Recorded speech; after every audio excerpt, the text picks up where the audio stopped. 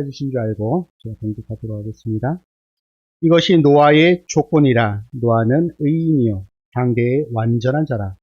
그는 하나님과 동행하였으며 세 아들을 낳았으니 셈과 함과 야벳이라. 그때에 온 땅이 하나님 앞에 부패하여 포악함이 땅에 가득한지라. 하나님이 보신즉 땅이 부패하였으니 이는 땅에서 모든 혈육 있는 자의 행위가 부패함이었더라. 참된 안식은 결코 세상 가운데서 우리가 얻을 수 없습니다. 우리가 진정한 안식과 참된 평안은 우리 주님 안에서 누릴 수 있음을 믿습니다. 오늘 말씀을 통하여서 그 말씀 가운데 참된 안식을 여러분 누리시기를 바랍니다. 지난주에 기억을 하시나요? 지난주에 말씀의 제목이 하나님의 탄식 그 너머의 은혜를 누린 사람, 바로 노아의 첫 시간을 우리가 이야기를 들었습니다.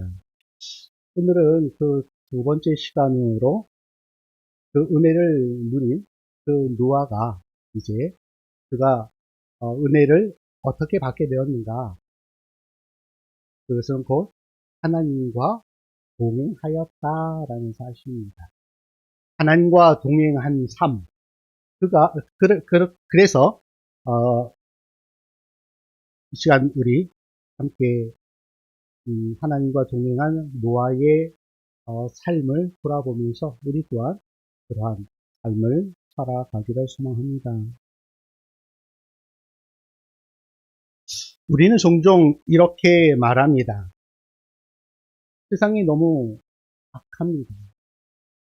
이 시대는 우리의 믿음을 지키는 것이 참으로 어렵습니다. 맞습니다. 우리의 학교, 직장, 그리고 가정에서 우리의 삶을 살다 보면 참으로 유혹하는 경우가 참으로 많이 있습니다. 유혹에 노출되는 경우, 또한 유혹으로 인해서 수도 없이 넘어지는 경우를 보게 됩니다. 그런데 그러한 유혹들이 지금 이 시대만 있었느냐 하는 것입니다.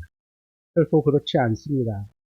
우리의 인류 역사를 돌아보면 어찌 보면 유혹의 역사, 죄의 역사다라고 할 수가 있습니다. 그러나 성경을 보면 지금보다 훨씬 더 어두웠던 시대를 이야기를 합니다. 바로 노아의 시대입니다. 창세기 6장은 인류의 타락이 극에 달했음을 우리에게 잘 보여주고 있습니다. 사람의 마음의 생각의 모든 계획이 항상 악할 뿐이었고, 하나님께서 지으신 세상을 보시면서 탄식하실 정도였습니다. 후회하실 정도였습니다. 그런데 그러한 시대 가운데 단 한 사람의 이름이 등장합니다. 그 이름은 노아입니다. 그래서 창세기 6장 9절에 보면 노아는 의인이요 당대의 완전한 자라. 그는 하나님과 동행하였으며 라고 그렇게 소개하고 있는 것을 볼 수가 있습니다.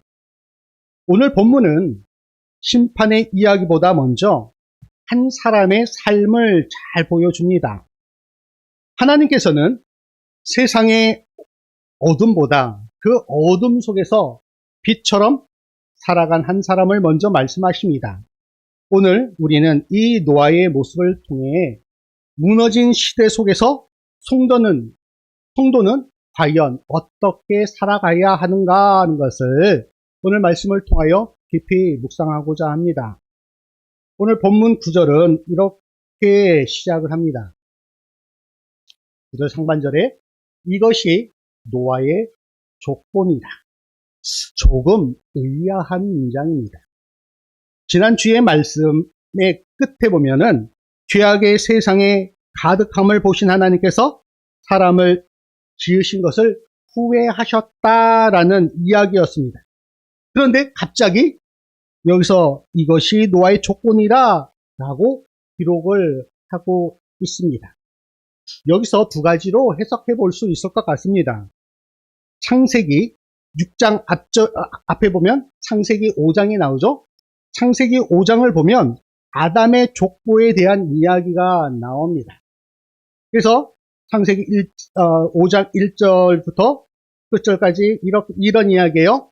이것은 아담의 계보를 적은 책입니다. 비슷하죠? 이것이 노아의 조건이라 하고 비슷해요. 이것은 아담의 계보를 책임이라 하면서 아담이 셋을 낳고 셋이 에노스를 낳고 쭉 이어지는 총 10명에 대해서 쭉 나오고 있는 것을 볼 수가 있습니다. 그러면서 창세기 5장 끝에 보면 노아는 500세 된 후에 셈과 함과 야벳을 낳았더라 라고 그렇게 5장은 마치는 것을 볼 수가 있습니다. 그리고 지난주에 하나님께서 세상에 죄악이 가득함을 보시고 한탄하시고 세상을 심판하기로 하셨는데 그 가운데 은혜를 받은 노아의 이야기가 나오고 9절 상반절에 이것이 노아의 조건이다 이렇게 나오는 것이에요. 그래서 이 9절과 이어서 앞에 5장 이야기를 이어서 그렇게 되면 지난주의 말씀, 즉 창세기 6장 1절에서 8절 그 말씀은 그 사이의 말씀으로 당시에 죄악이 가득하였다라는 그 시대상을 우리에게 보여주고 있다라고 할 수가 있습니다. 그 시대상이 너무도 악해서 하나님께서 탄식하셨다라는 것입니다. 그리고 또 한 해석으로 이러한 역사적이고 시대적인 배경 속에서 하나님께서 이 시대를 타개하고 나아갈 한 사람을 택하시면서 바로 노아란 인물의 등장 배경을 말씀하고 있다라는 것입니다.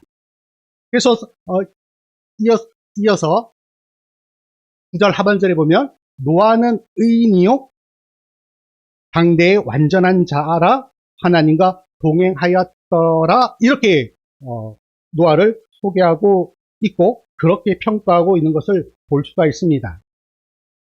하나님께서는 노아가 어떤 일을 하였다라는 그런 노아의 업적을 이야기하지 않습니다. 노아가 어떤 훌륭한 일을 했다라고 말씀하지 않으십니다. 이때는 방주도 아직 만들지도 않은 상황입니다.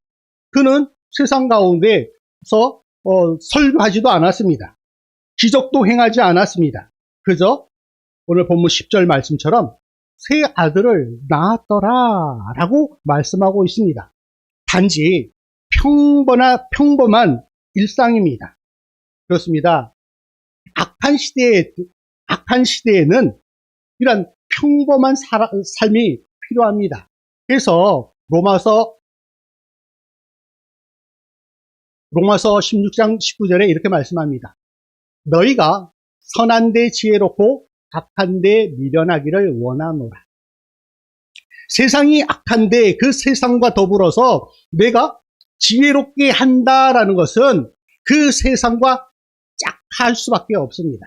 그러나 세상이 악할 때 그 세상과 더불어 살아가는 것이 아니라 그 악한 세대에 나는 세상과 반대로 가겠습니다. 하나님의 말씀과 하나님의 뜻을 향하여 가겠습니다. 라고 살아가는 것.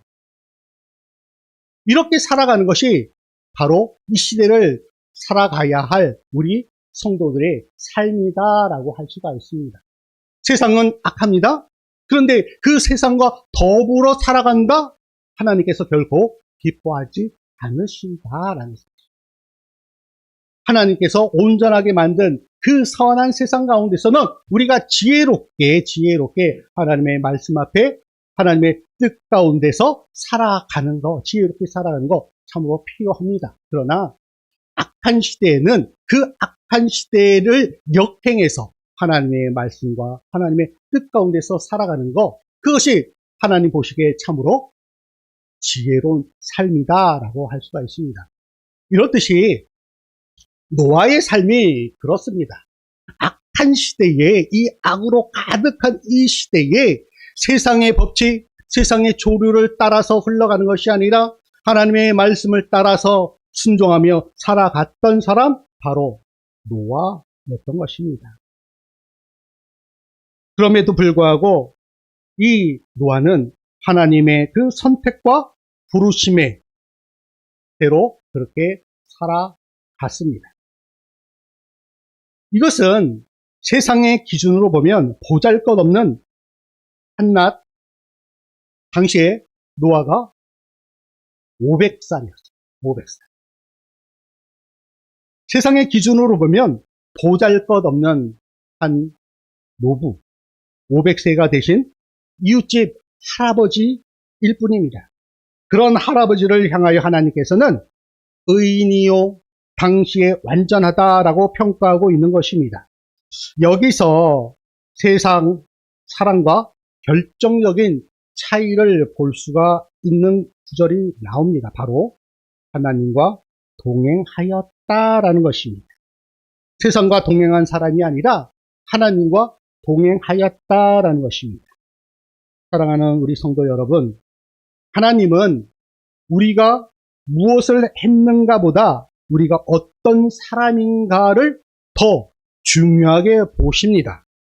직분보다 성품, 성과보다 관계를, 외적인 그런 신앙보다 하나님과의 그 동행하시는 그 모습을 우리 하나님께서 보십니다.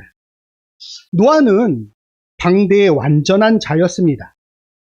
이 또한 하나님의 절대적인 기준입니다. 이는 죄가 없다라는 그런 뜻이 결코 아닙니다.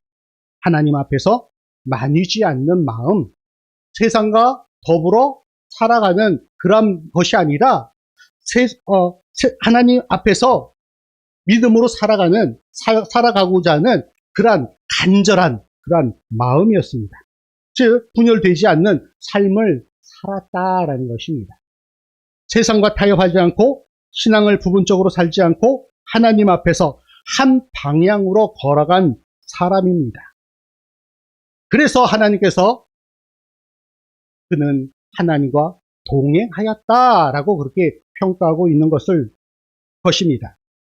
이 짧은 문장이 노아의 그 인생을 요약하고 있습니다.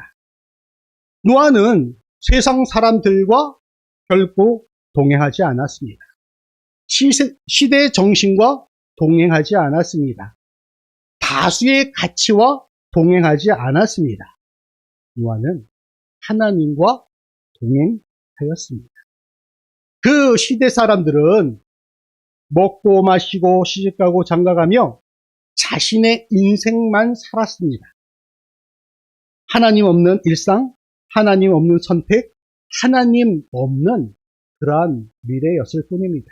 그러나 이러한 시대 속에서 노아는 달랐습니다. 하루의 시작도, 결정도, 걸음도 늘 하나님과 함께 하였습니다. 그는 때로는 외로웠을 것입니다.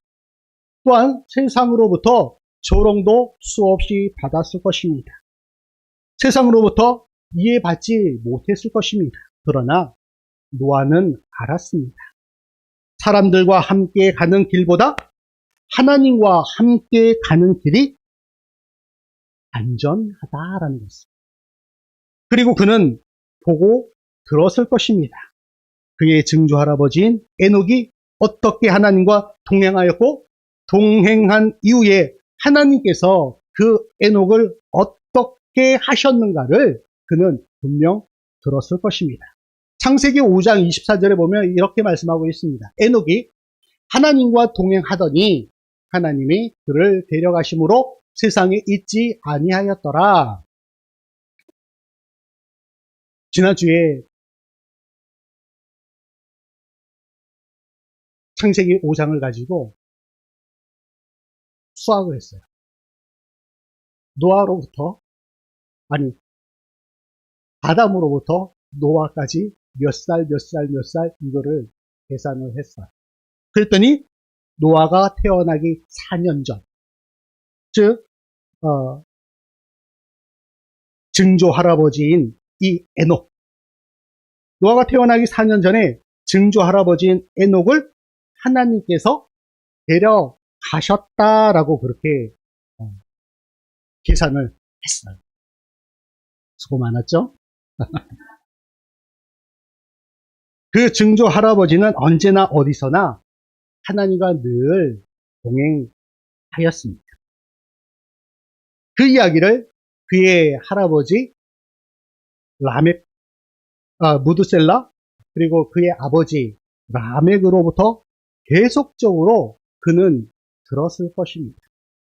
그리고 하나님과 동행하는 삶이 진정으로 복되고 은혜이며 최고의 가치로 알았음은 당연했을 것입니다. 이것이 바로 믿음입니다. 믿음은 결코 다수결이 아닙니다. 진리는 숫자로 결정되지 않습니다. 온 세상이 한 방향으로 가도 하나님께서 아니라고 하시면 멈출 수 있는 용기, 그것이 노아의 믿음이었고 노아가 그의 조상들로부터 물려받은 그러한 믿음이었습니다. 오늘 본문 11절, 12절은 반복적으로 부패라는 단어를 사용하고 있는 것을 볼 수가 있습니다. 11절, 그때의 온 땅이 하나님 앞에 부패하여 포악함이 땅에 가득한지라. 또한 12절에 보면 하나님이 보신즉 땅이 부패하였으니 이는 땅에서 모든 혈육이 있는 자의 행위가 부패함이었더라. 11절, 12절에 걸쳐서 부패하였다라고 말씀하고 있어요. 땅이 부패하였고 사람들의 그 행위들이 부패하였다. 모든 것이 부패하였다라는 것입니다. 부패는 겉으로 갑자기 드러나지 않습니다. 안에서부터 천천히 썩어집니다. 생각이 부패하고 가치가 부패하고 양심이 무뎌지며 결국 우리의 행동이 무너지게 되는 것입니다. 이렇듯이 노아 시대 때는 이러한 포악함, 부패함이 가득했습니다. 자기 욕망을 위해 남을 짓밟는 것이 당연한 사회였습니다. 그런데 중요한 것은 노아도 같은 공기를 마시며 살았다라는 사실입니다. 뿐만 아니라 같은 문화 속에서, 같은 환경 속에서, 같은 시대의 삶을 살았습니다. 그러나 이 노아는 결코 시대의 조류를 따라 세상과 함께 흘러가지 않았습니다. 우리의 성도는 세상 속에서 살지만 결코 세상에 속하지 않는 구별된 빈별함을 받은 거룩함으로 살아가는 존재입니다. 배는 물 위에 떠 있어야 하지만 물이 배 안으로 들어오면 그 순간 침몰하기 시작합니다. 문제는 세상에 사는 것이 아니라 세상이 우리 안에 들어오는 것입니다. 노아는 세상 한가운데 있었지만 마음의 중심은 늘 하나님께 있었습니다. 하나님 앞에서 살아간 자였습니다. 세상에 보여지기보다 하나님 보시기에 의롭고 완전한 자로 살았습니다. 지금도 하나님께서는 이러한 사람을 찾고 계십니다. 온 세상이 부패했을 때 하나님은 노아 이 한 사람을 통해 새로운 역사를 시작하셨습니다. 방주는 노아의 위대함의 상징이 아니라 하나님의 은혜의 증거입니다. 노아는 완벽해서 선택받은 것이 아니라 하나님과 동행했기에 하나님께서 그를 부르셔 하나님의 도구로 사용하셨다라는 사실입니다. 우리 사랑하는 이태원교회 성도 여러분, 하나님께서는 언제나 남은 자를 통해서 일하십니다. 숫자가 적어도 영향력이 작아 보여도 조용히 하나님과 동행하는 한 사람을 통해 우리 가정을 살리고 교회가 회복되고 다음 세대가 이어지게 하십니다. 우리 이태원 교회가 그런 공동체가 되기를 간절히 원합니다. 결코 세상의 가먼이설에 요동하지 않고 뿌리 깊은 나무와 같이 말씀의 깊이에 깊게 심겨진 나무와 같이 그 어떤 세상의 소리에 귀 기울이지 않고 하나님의 그 말씀에 귀를 기울이고 순종으로 하나님을 감동시키는 교회, 섬김으로 이웃을 감동시키는 교회, 먼저 앞서 희생하고 봉사함으로 다른 성도를 감동시키는 교회가 되기를 간절히 소망합니다. 오늘 여러분은 하나님과 동행하고 계십니까? 동행은 보폭을 맞추는 것입니다. 하나님과 우리의 보폭을 맞추는 것입니다. 내가 하나님보다 앞서 나가는 것이 아니라 내가 하나님의 뒤에 한참 쳐져서 따라오는 것이 아니라 하나님과 늘 함께 그 보폭을 맞추어 나가는 것이 바로 동행입니다. 하나님께서 멈춰서라 하면 그 순간 그 말씀 앞에 순종하며 멈춰서고 앞서 가라, 행진해 가라 할 때 그 말씀 앞에 나아가는 그러한 믿음의 사람들이 되기를 주님의 이름으로 간절히 축원합니다. 동행은 그 방향을 공유하는 것입니다. 이런 말 있죠? 부부는 서로 마주 보는 것이 아니라 같은 방향을 보고 나가는 존재, 그것이 바로 부부다라고 이야기를 해요. 바로 그것이 동행입니다. 같은 방향을 함께 공유하는 것입니다. 세상의 방향, 결코 세상의 방향은 어때요? 명예, 성공, 그것이 세상의 방향입니다. 그러나 우리의 방향은, 성도들의 그 방향은 하나님을 향하여 바라보는 것입니다. 하나님을 바라보는 것입니다. 고난이 밀려올 때, 어려움이 닥칠 때 오직 그 시선이 하나님을 향하여 바라보는 것, 말씀을 향하여 바라보는 것, 그것이 바로 하나님과 동행하는 것입니다. 동행은 하나님과 일상의 대화를 하는 것입니다. 삶의 현장에서 지속적으로 하나님과 늘 함께 대화하는 것입니다. 나의 어려움, 나의 고통스러움을 우리 하나님 앞에 토로하는 것입니다. 그것이 일상의 고백입니다. 하나님과 늘 대화하는 것, 일상의 그 대화하는 것이 바로 하나님과 동행하는 것입니다. 보폭을 마치고 하나님을 향한 그 방향을 가지고 늘 하나님 앞에 묻고 하나님 앞에 대화하고, 그것이 진정한 동행의 삶이다라고 할 수가 있습니다. 오늘 우리의 본문은 우리에게 묻습니다. 나는 어떠한 사람인가? 나는 누구와 동행하고 있는가? 나는 흐르는 세상 속에서 어떻게 서 있는가? 노아는 미래를 몰랐지만 오늘 하나님과 동행했습니다. 방주의 완성보다 중요한 것은 매일 하나님과 함께 걷는 것입니다.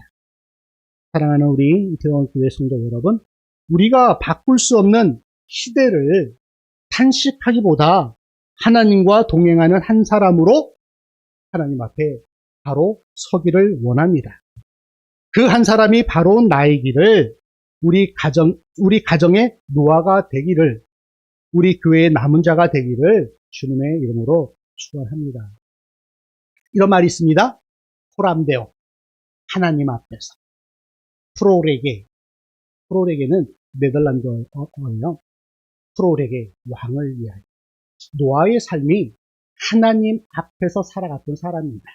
그리고 왕이신 하나님의 그 영광을 위해서 살아냈던 사람이 바로 노아였습니다. 이 시대에 우리 하나님께서 우리에게 원하시는 삶, 그것이 바로 하나님 앞에서 그 모든 것을 하나님의 영광을 위하여 살아내는 삶. 지금도 그렇게 살아가기를 소망하는 그 한 사람을 우리 하나님께서 찾고 있다라는 사실을 명심하시고 이번 한 주도 그러한 하나님께서 기뻐하시고 하나님과 동행하는 삶을 살아내는 여러분 되시기를 주님의 이름으로 축원합니다.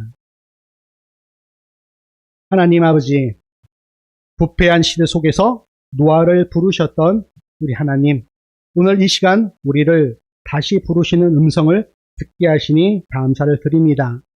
세상이 흐르는 방향이 아니라 하나님께서 인도하시는 그 길을 함께 걷게 하여 주시옵소서.